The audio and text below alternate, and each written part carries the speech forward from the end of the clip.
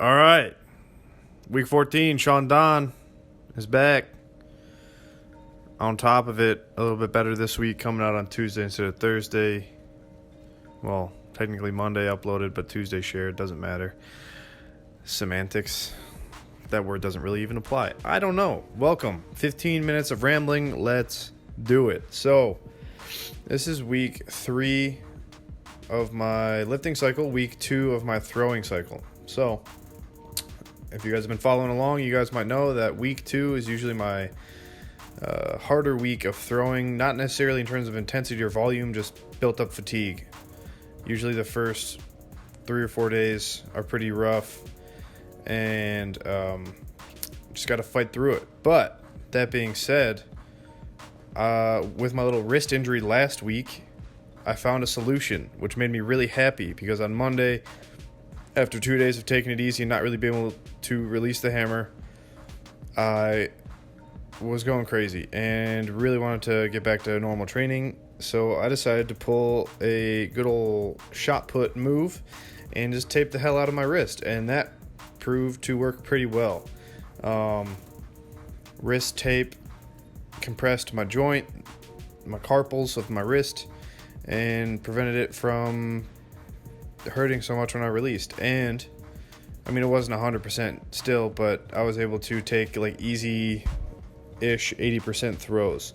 So like a lot of these throws are, I mean, I like the look of them, honestly. Like I said, the technical changes I've been making, if you guys paid attention to last week's vlog, starting to look a little bit better. Hips working with the ball a little bit better, arms looking a little bit more relaxed, more patient, more smooth, just overall more stable, which is kind of the goal.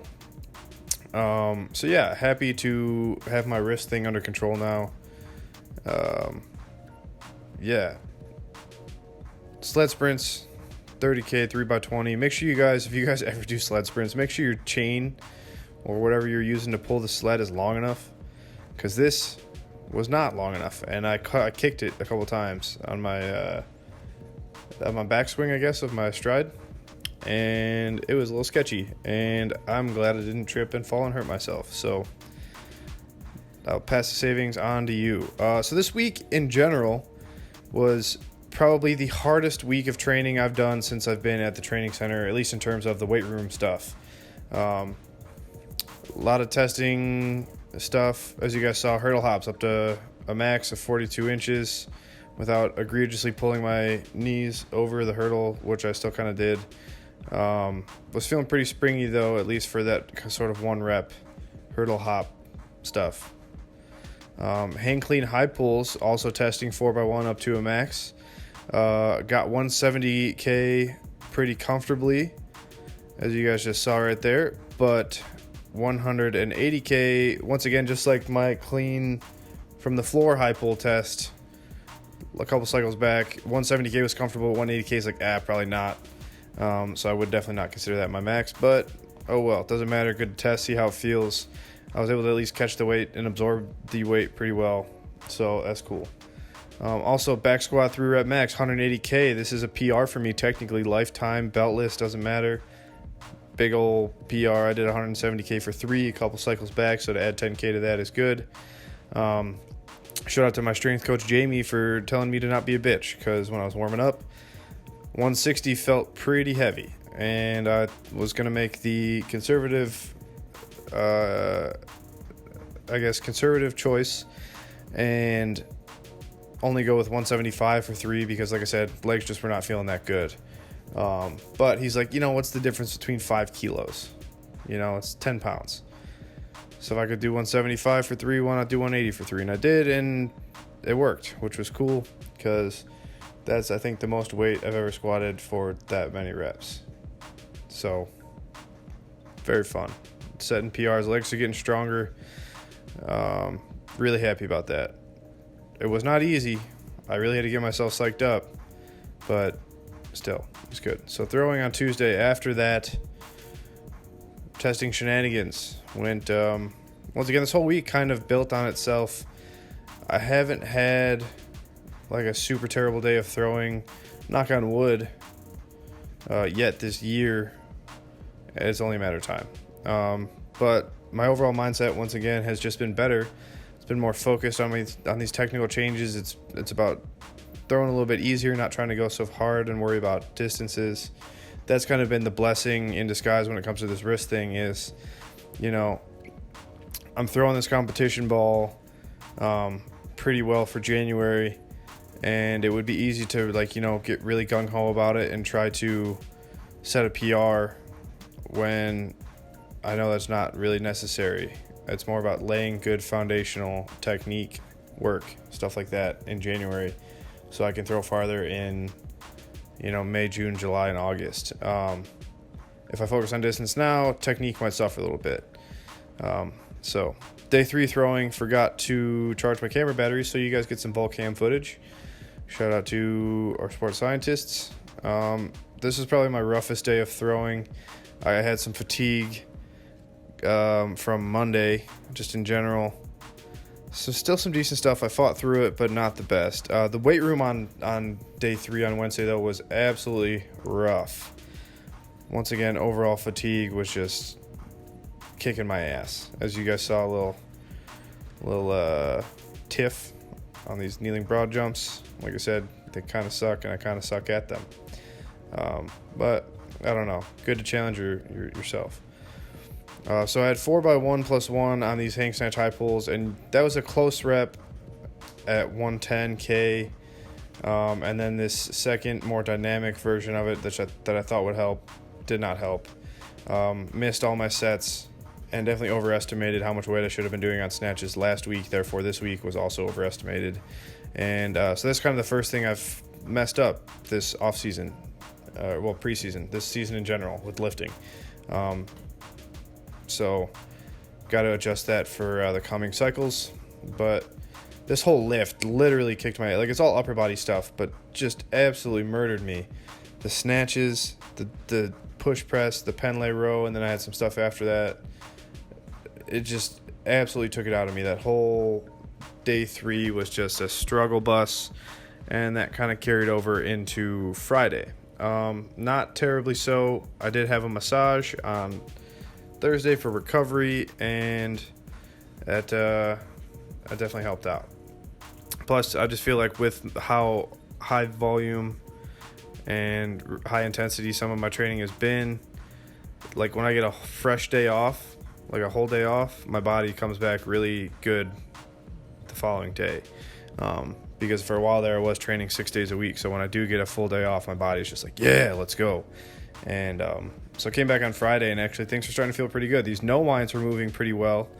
I think I had set what was a personal best with the 6 wind technique on Friday until I beat it on Saturday.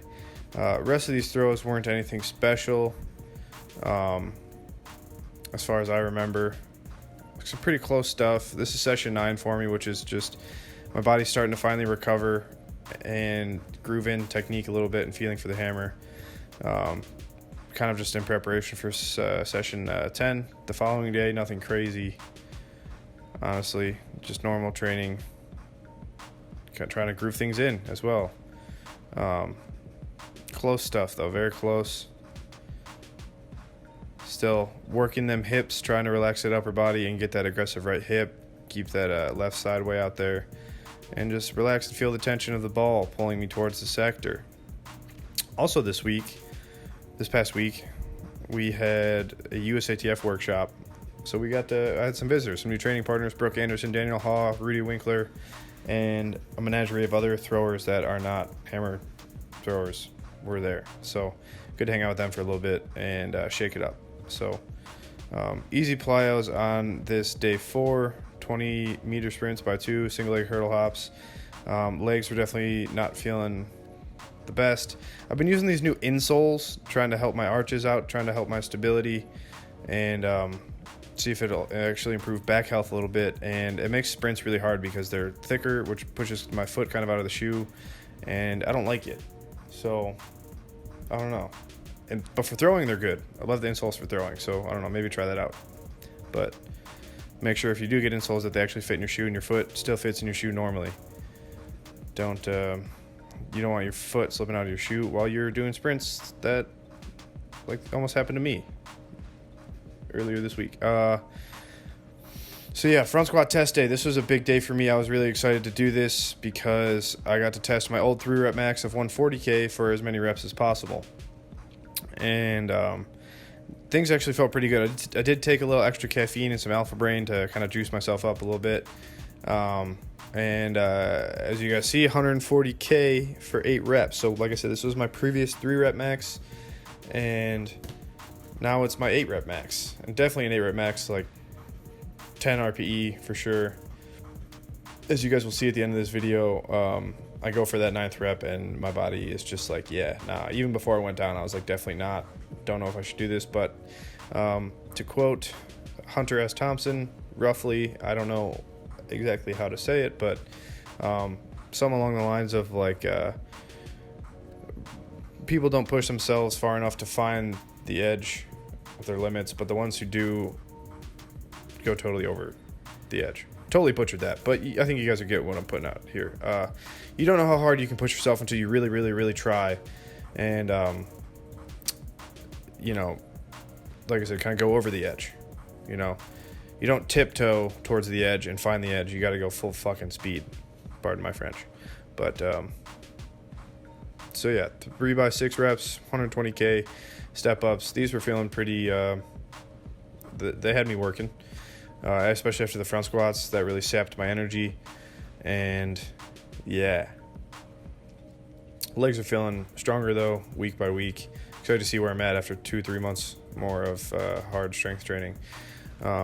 Strapped up for dumbbell rows, which helped a lot. I've been doing 105, 10, 115 pounds for 4 sets of 10 to 12 and just busted out a set of 4 by 12 at 120 and felt pretty conservative.